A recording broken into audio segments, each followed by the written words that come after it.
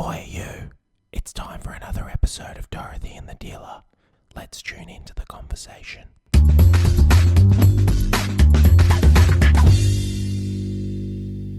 don't think I've ever heard this song. Listen. Going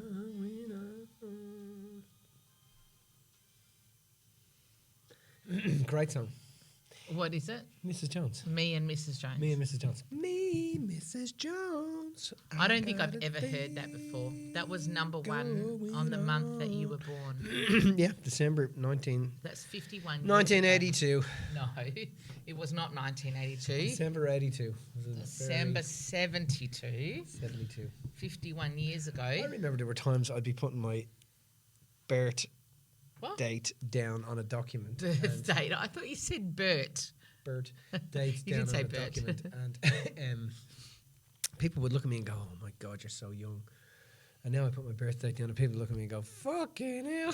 Do you know the thing when you have to put and you've got to scroll and you're sitting there scrolling and Scrolling, scrolling yeah. and scrolling and scrolling, like, oh, come on now. Come on. And then you're like, oh, it's ridiculous.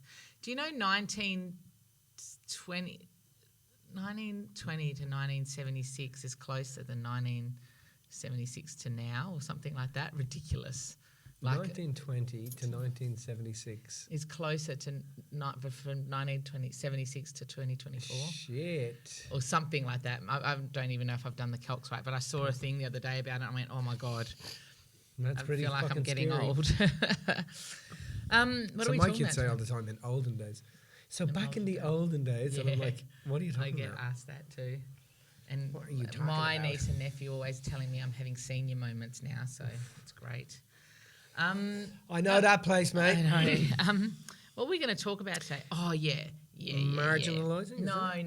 We were going to talk about critical thinking. Okay. Because in the most recent podcast, we were talking about masculinity, and we were talking about the concept of the toxic masculinity, and it just got us to thinking around how oftentimes, in what we've got happening around the world at the moment, in the cultures that the kind of the woke culture, I suppose, that we have going on, and then just a bit of the virtue signaling that's been happening over the last couple of years. And I think I just wanted just to touch on the fact that, what we can do to help ourselves think for ourselves. I think there's so much of in the years gone past, especially in COVID times, but even now, there's so much virtue signaling. I can't say it. Virtue signaling happening that I worry that people aren't being taught or understand necessarily how to think for themselves. So I just want to talk about that. Well, I think there's always that crisis has always been there. It's just definitely more highlighted now. People. What, the crisis of not being able to think for yourself? Yeah, well, you think about it. You go to the army. What do they do? They teach you how to not to think for yourself. You go to church. What do? They teach you how they teach you how to not to think for yourself. You go to school. What do? They teach you how not to think for yourself. And so I think that's been there for an extremely long time. But I think it's heightened at the moment. And it's important for people to understand this whole woke thing is actually naturally falling on its head now. Throughout the colleges in the US, where it was really prevalent, it was really being pushed, is naturally just starting to fall. Do you think, though? Oh, definitely. Yeah. It's definitely. I don't know. I mean, I don't know. It's like what I anything. mean, I don't know is I literally don't know, because I don't know if I haven't heard that it is or that it isn't. You know. So I've listened to some podcasts and I've listened to some stuff where they're talking about the fact that it is crumbling fast and it's falling on its head. Right. And so I think that the problem with it is that this whole concept of, well, do you want to just explain what virtue signaling I was just is? literally That's probably thinking what that, I would actually, do. So I think, it was very evident in the Black Lives Matter. in the COVID times, because we were going through that space where, even with the Black Lives Matter thing that was just beforehand, it was like, I know people were saying to me at some point, should I put a black square? Should I not? I'm like, they're like, I actually have no problem what people do, right? You can put But any square you can put want. whatever you want. But the thing is that they were so caught up in making sure that everybody saw that they were on this page or this bandwagon. That included in the COVID times, you know, I got my flu shot, or I got my COVID shot, or it's included in recent times, you know, people changing their Facebook profile picture to have the Ukraine flag. It's like I'm going to go along with the trend of the moment, right? Yeah. And so they're signalling, they're showing that they are on board. So that's what virtue signalling. Yeah. But my understanding, my interpretation of the way virtue signalling, I have to say it slowly for me to say it right. Virtue signalling is that it's a show of solidarity with the trend of the moment. But I don't know that there's been a lot of thought gone into that. Now, I might be wrong, but my understanding is that a lot of people are jumping on bandwagons. And the problem I have with that, or the issue that it raises for me in how I see things, is that I don't know how much thought, like actual free thought, has gone into some of those choices that people are making.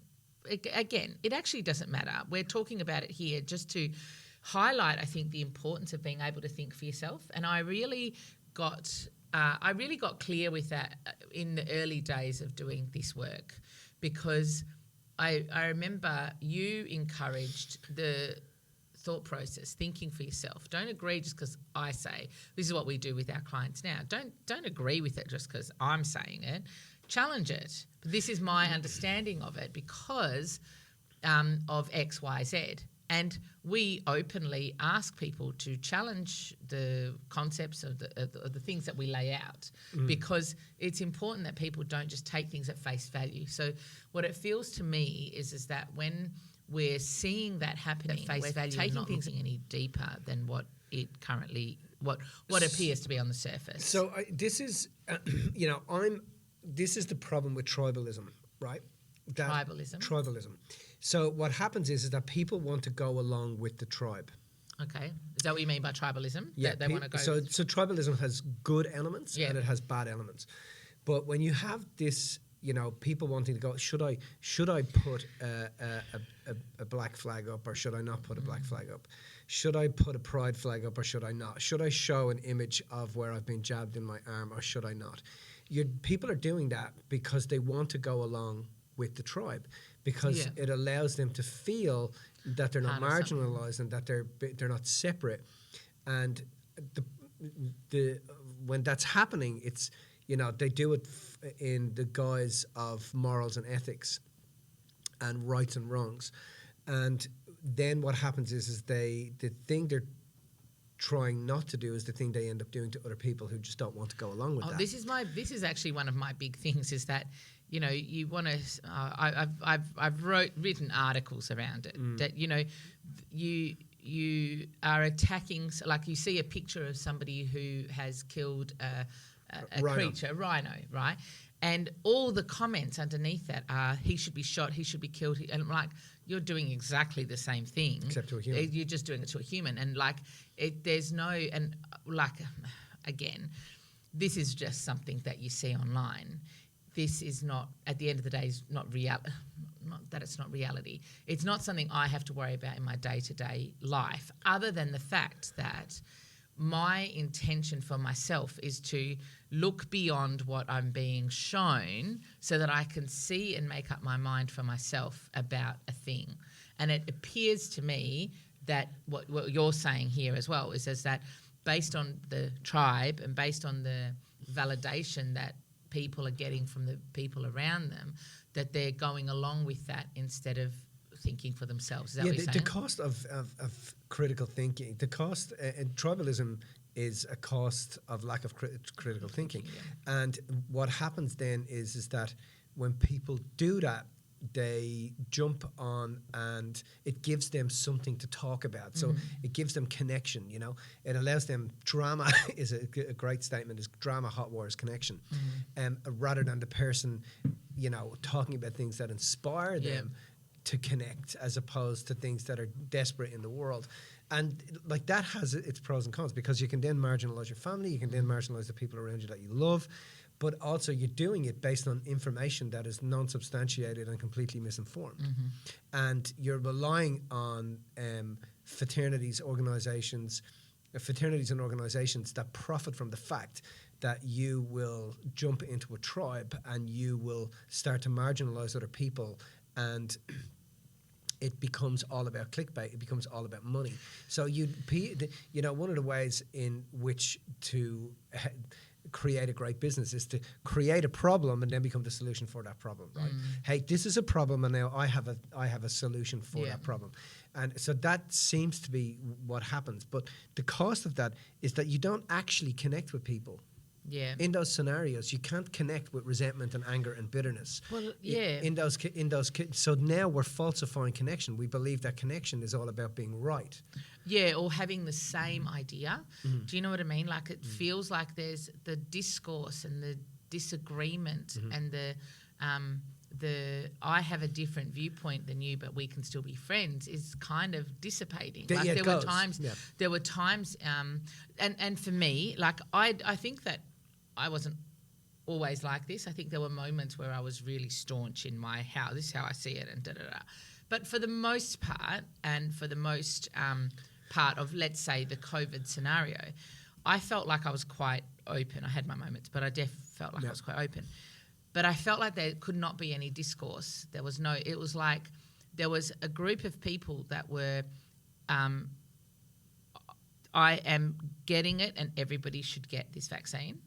And on the other side, there was this group of people that I'm not getting it. No one should get this vaccine. And so from both parties, there was a lack of understanding and a lack of critical thinking about what was going on in the wider picture. Well, in order to us to be fighting about literally the same thing. The problem is that while you're busy fighting with each other, there's trillions of dollars being made, not billions, but now trillions of dollars being made, and nobody is asking the questions. But now the questions are getting asked. If you have a look at what's happening with Fauci and all these guys, it's not going to end. That's not going to go away. The court cases are just starting to build, and it's going to become enormous. But what happens then is that people are busy being right and wrong as opposed to asking the critical questions, which is doing the research that goes, okay, well, what is this? What does mandatory mean? And and am I, and the cost of not looking, the cost of ignorance in some cases is people's lives, and people's health and well-being. But so for me then, like, regardless of what you do, like, if you want to put a flag on your profile picture because you want to put a flag on your profile picture, go for your life. If you're doing it because you're trying to get the kudos or the attention or to feel part of something, then that was the thing that for me was like, where's the thinking? Where's the thought? Like, I'll give you an example. Even lately, I'm a big fan of J.K. Rowling. Yeah. Right? I love the Harry Potter books. Great.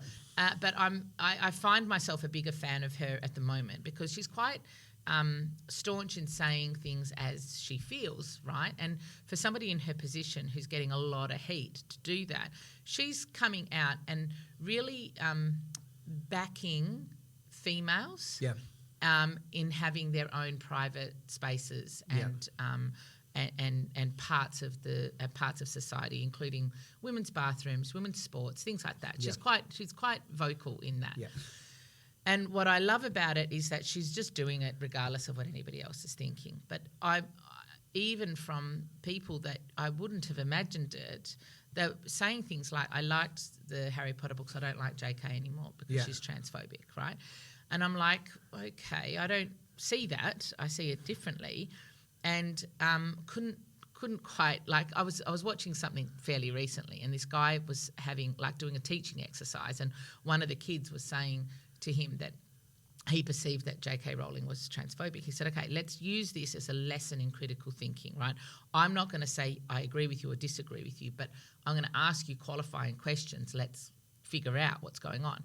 And basically, in the process of him asking these questions, it turns out that the kid didn't think that she was transphobic. She was just stating statements that other people. So his arguments kept turning back to other people say. He said, okay, but not what other people say. You reading that tweet, tell me, do you think that sounds transphobic? And if so, why? So it's like we are almost conditioned, or we're feeling a little bit conditioned to go along with what the narrative is, tribalism. As opposed, and then tribalism, you're right, so it's a good way to say it. The narrative is, as opposed to really consciously stepping back and going, let me think about this. So the thing about it is also is that people have the capacity to go, let me think about this. Yeah. And when you ignore that and you just go along with the crowd, you're doing that because you want to feel popular. Well, why do you not feel popular in the first place? You want to feel connected. Well, why do you not feel connected in the first place? Or where are you getting connection but you're ignoring it for something that you don't actually want? Feelings and emotions you don't want to go through. Nobody wants to wake up tomorrow morning and pick up the paper and sit there and just be resentful about the world. But this is how they capture your consciousness. This is how they kidnapped your ability to be able to think for yourself. Well, this is all... Is that they create drama that robs you of your creative capacity. And the masses get caught up in this drama, and they get caught up in it because it allows them to feel as if they're part of something, and it allows them to feel right.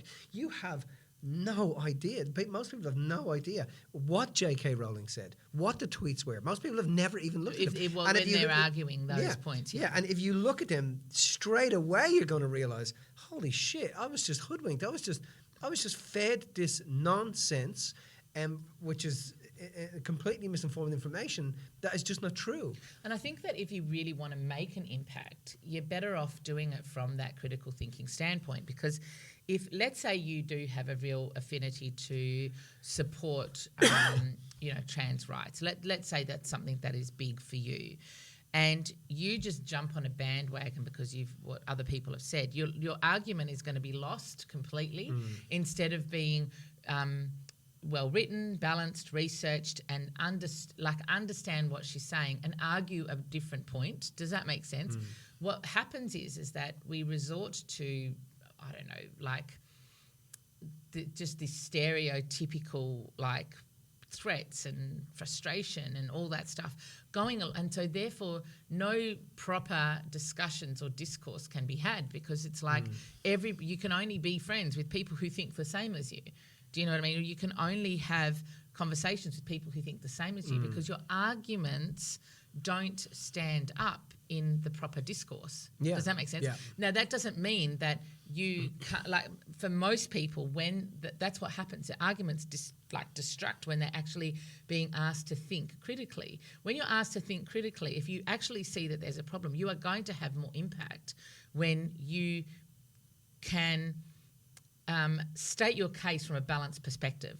And what's happening is that I feel like there's so much of the imbalance happening. There's so much of, I'm just going to jump over here because it gives me a sense of identity, a sense of being one of the crowd, that there's no room for individuality. Now, I know that that's a broad generalisation, but I think that it's a good exercise just internally for me to check into the places where I do that. And I can see that on a mass scale that I don't do that on a mass scale. But there are times in my individual circumstances where somebody might say something and I might jump on a bandwagon instead of going, hang on a second, what has happened? Let me ask some questions to actually find the truth of the matter here. Does that make sense?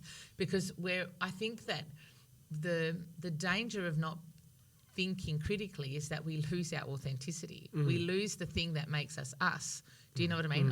You and I and Mary, probably last year or so, we were sitting around a table in Melbourne. We went and visited the guys in Melbourne, and they made us this beautiful vegan lunch, and we had a full-blown argument at the table. Do you remember? Yeah. We had a few different sides and probably like 3 or 4 different perspectives of certain things that were happening around the table. And it was actually really, really refreshing, because we all got up from there and were friends. There was no we had different points of view. We were coming at things from a different perspective, but all of us were able to ask questions and find out further information. And even if you stick with your own point of view, it doesn't matter. You can still walk away from that table as people who've had a proper discourse. Does that make sense? Yep. We are not lessened because we have a different point of view.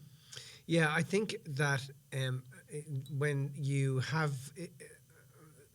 proper conversations, it's not a personal thing; it's a common sense thing.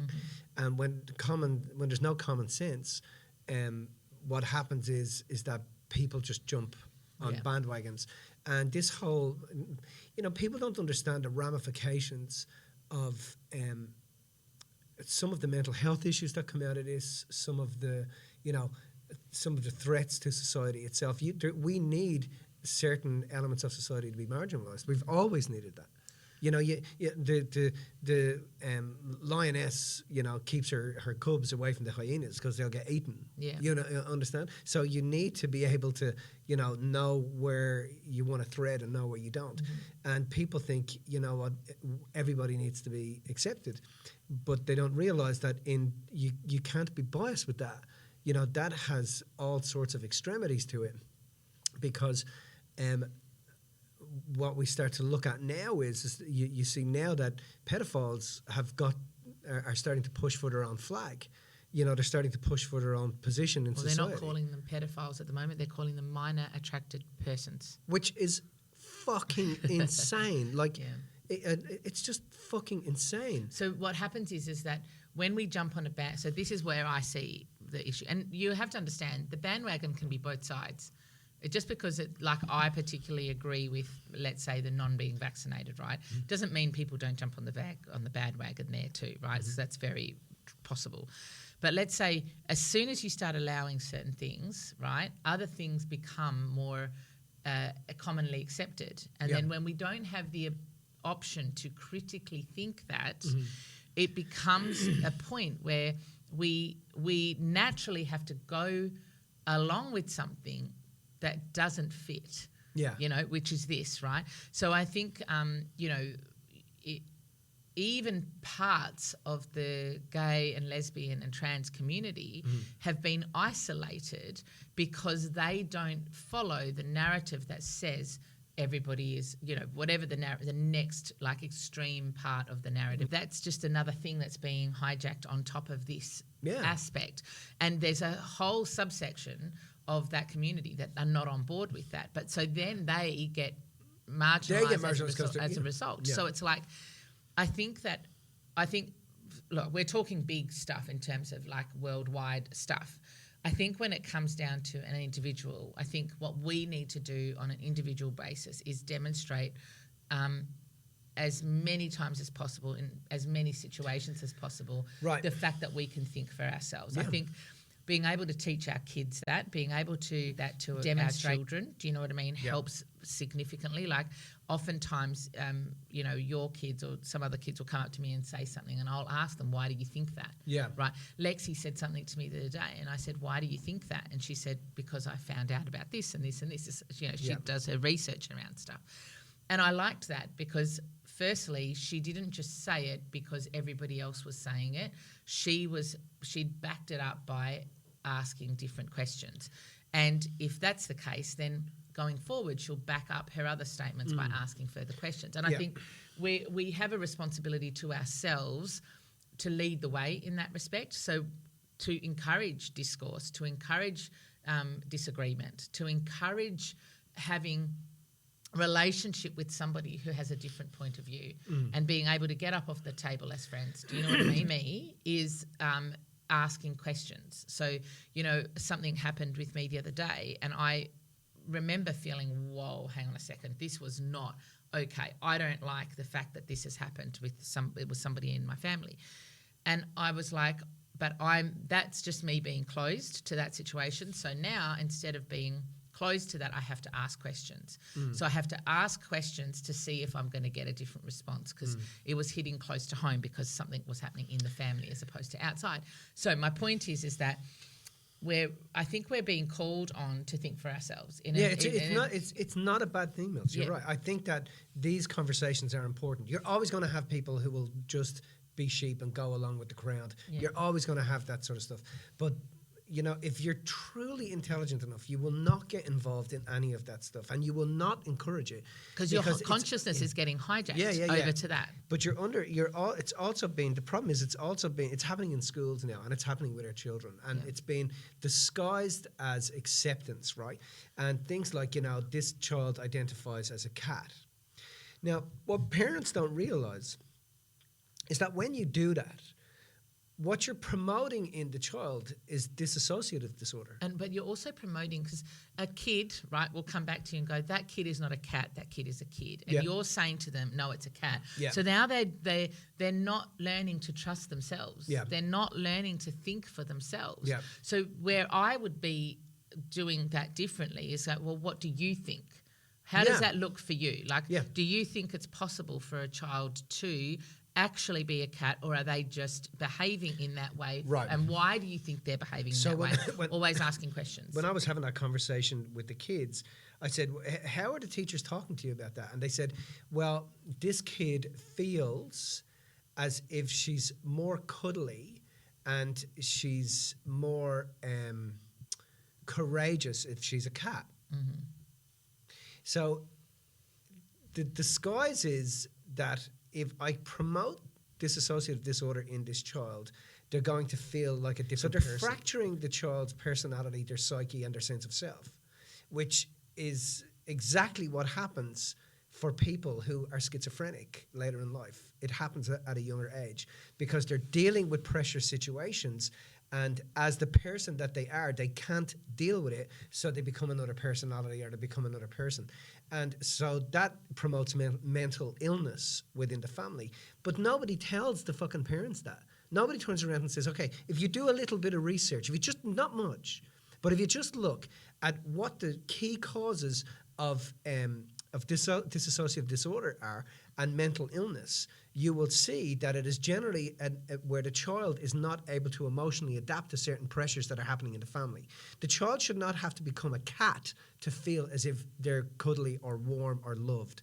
The question is, what is going on for the child in the family that is not allowing them to feel that? And that's the root, and that's the thing you have to fix. So that's where the critical thinking comes in, is like you have to be able to think outside of what you're being told is normal. Yeah. And I think that, like I said, I think where that starts is with us as individuals. So ask questions, something that encourage conversations, like have conversations around the dinner table about things that you disagree with, and encourage conversations that help your kids or you to elicit information and be open to different points of view. Do you know what I mean? Like even just simple things. Your daughter, Lola, did a whole presentation about why she should get Snapchat. Do you remember the PowerPoint presentation? She's done it on belly button rings as well. Yes, I know.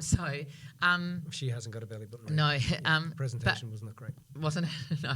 Well, even in her presentation, I was able to argue about 90% of the points, but there was one point that I went, ooh, that's actually a really good point, Lola. Let me go and figure that out. Like, that shows them that you are, because it was an actual really good point. I can't remember what it was now. Right. And I came back to her and said, okay, no, because, and I gave her the response. But the point is that you're encouraging her to step out of her zone, ask the questions. You are demonstrating through that you're open to having a conversation around it rather than just being, it's my way or no way. Does that make sense? And I think that that's what we need to encourage. Firstly, if we want to make a difference in the world, we have to stop letting our consciousness be hijacked by what's out in the world, and we have to start internally.